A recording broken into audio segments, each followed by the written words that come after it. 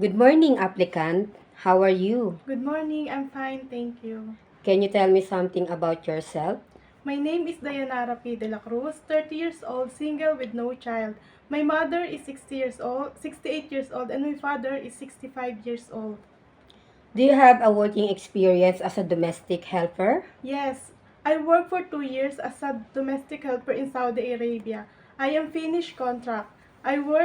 I serve a family of five, a married couple with 3 children. Why do you intend to work abroad? Life here in Philippines is difficult. No matter how hard I work, my salary is ju- I, no matter how hard I work, I will not able to save because my salary is just enough for my daily needs.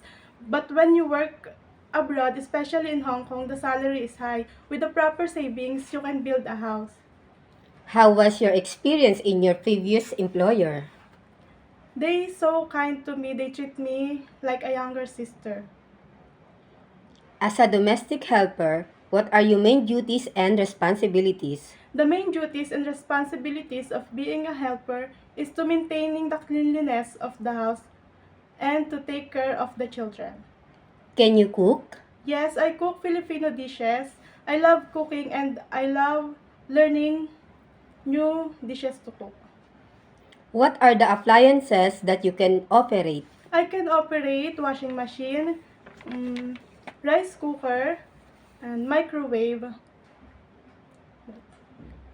How can you take good care of young children or baby? I take care the children with love and care and a lot of patience. Can you pinch or hit them if they are naughty? No, they don't deserve to be hit. Can you tell me possible reason why the baby cries? The baby cries when they're not feeling well, or they are hungry, or their diaper is full. If your employer, child, or baby is not feeling well, what will you do? I will tell it to my employer and observe the children.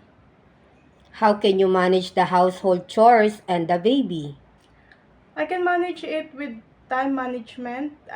When the children is asleep, I will do the household chores. Can you handle homesickness? Homesickness is not a big deal for me. When I'm feeling sad and I miss my family, I always remember that I'm doing this because of them. What is your final message to your prospective employer? Please hire me as your helper. I promise I can do my best and I will love you as my own family. Thank you.